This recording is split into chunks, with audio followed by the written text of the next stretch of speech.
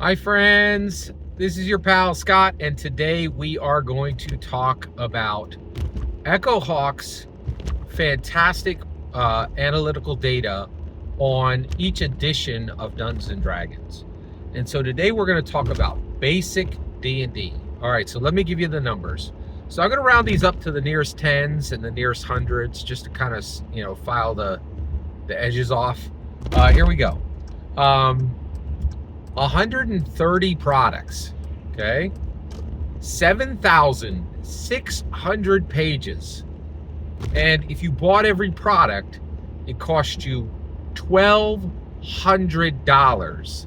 And that meant you got every product between 1977 and 1994 that sold in a game shop, okay?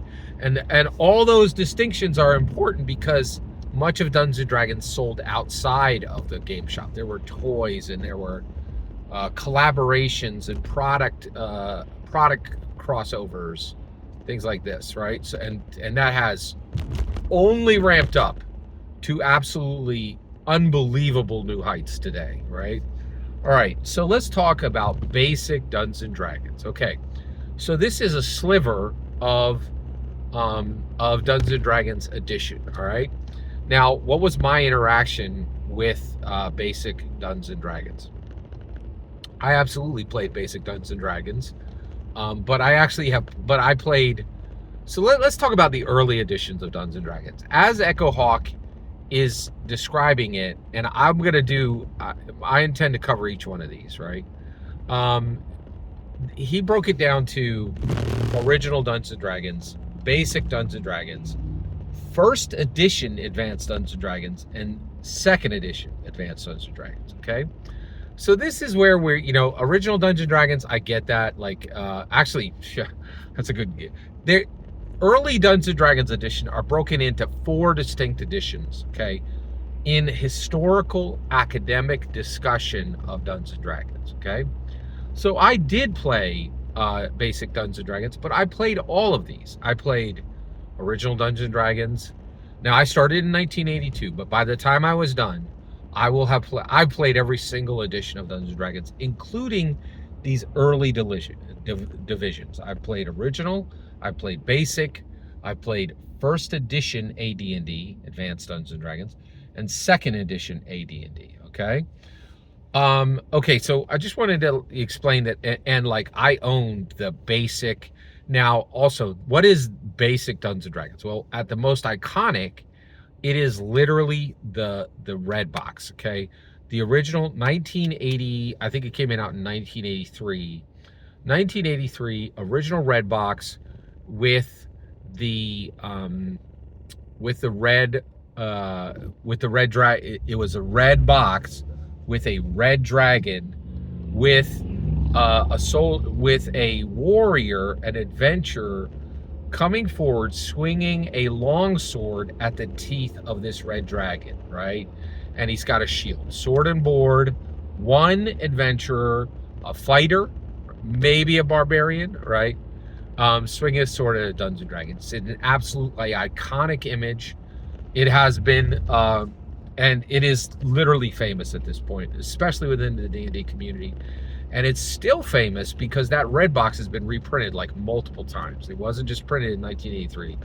And so that basic box, basic Dungeons and Dragons, is literally iconic. It's iconic. It's so famous that like they print the cover of it on t-shirts, and it's been in Stranger Things. It's iconic, right? It is really and that one box and its cover really helped Dungeons and Dragons to become what it is. And what is Dungeons and Dragons? Well, it sure as heck isn't a game.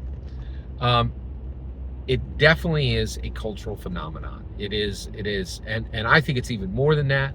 But at minimum, everybody admits at this point that it has become a cultural phenomenon.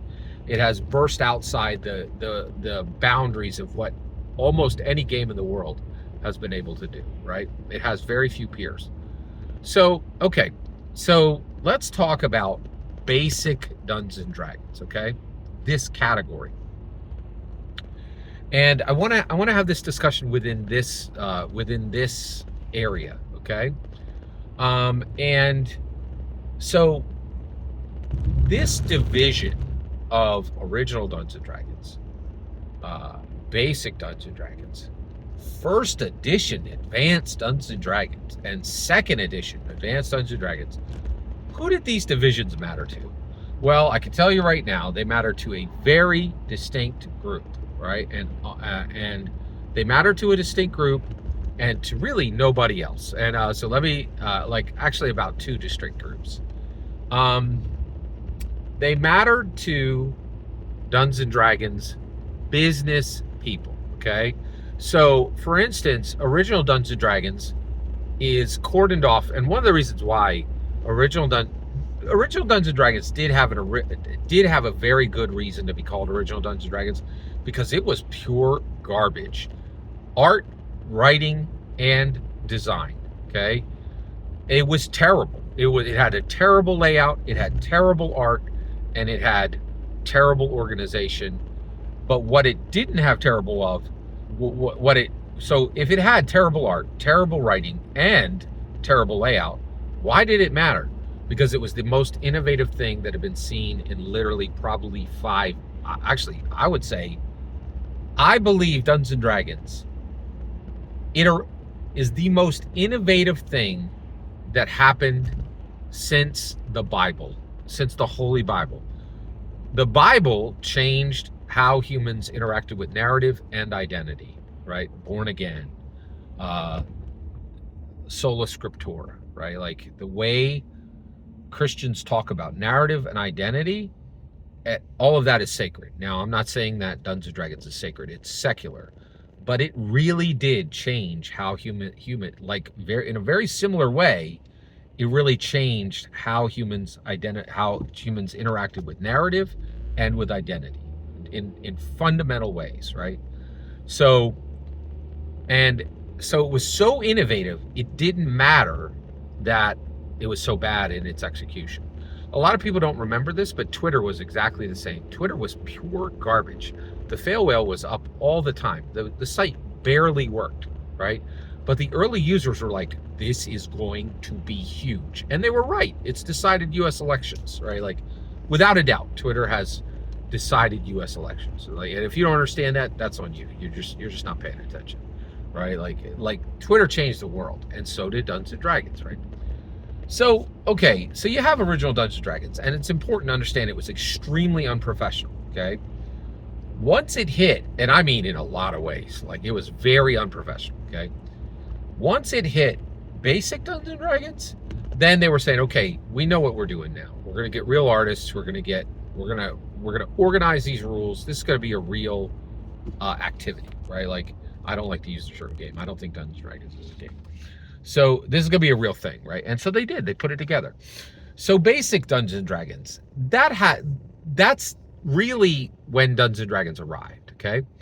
Now, first edition Dungeons and Dragons. What the heck is that for? Well, right out of the gate, right? Like, it has no first edition Advanced Dungeons and Dragons and second edition Advanced Dungeons and Dragons. These are not real categories. They are completely superfluous and serve no actual purpose, except for business fights that happened within TSR. Okay, the first one was between Gary Gygax and Dave Arneson, right? Gary was like, Dave, you really didn't do much. I hate having your name on this. I'd love it if we had your name off of it, right? And so that was the first fight. Then in 1986, Gary Gygax lost control of himself, in my humble opinion. And that meant that he could no longer be in control of the Dungeons and Dragons, and they forced him to hand pick his replacement. And he did. A lot of people don't know this. Gary Gygax, why did Lorraine Williams become Gary Gygax's boss? Because he chose her. He chose her. Do you understand that? He chose her. He handpicked her, right? Lorraine Williams wasn't somebody who swooped in and was put upon Gary Gygax. He handpicked her. Okay, all right. So then Lorraine Williams comes in, and in 1986, by the end of 1986, Gary Gygax was out of TSR completely. by his own volition. He was not fired. He left, okay? He chose to leave. He was never required by anyone. He was not fired, and he was not asked to leave, okay? He left on his own. That's extremely important to realize because there's a lot of revisionism on that, okay? All right. So Gary Gygax now does, he now becomes, he gets separated from Dungeons & Dragons. Well, in 1989, you know, they've been without him for 3 years. And they're like, oh, let's do second edition, Advanced Dungeons & Dragons. Gary free, right? Like, and so all of these divisions, these 4 divisions, really, what are they? Well, I don't think you need these 4 divisions. I look at Dungeons & Dragons and I say 1E and 2E, period. And I include all of original Dungeons & Dragons and all of basic up until 1989 in 1E. And then in 1989, 2E started, and 2E ended in 1997 when it went to, 2E ended in 1999, right? When 3E, and I don't think you need these 4 divisions, but it does not matter what I think, okay? And the reason why is I have lost this argument. And so TSR's business people gave 2 craps about these names, right? And you know who else did? D&D grognard historians. D&D grognard historians. Not all D&D historians are grognards. I'm a D&D historian. I'm not a grognard, right? So, and I don't, but D&D grognard historians, they actually think these divisions are real and actually serves, and they would even talk about it from a mechanical perspective. It's a bunch of bunk, but they would do it. So I did want to talk about that here under the basic. Thanks for your patience with that. I'm reading and rereading Echohawk's articles. It's filled with fascinating discoveries about Dungeons & Dragons. Every single word you just heard in this video is my humble opinion. Nothing more, nothing less. The important part is when I get to hear your humble opinion. When you get in the comments and send your traffic. Please consider subscribing and have a fetch millennium.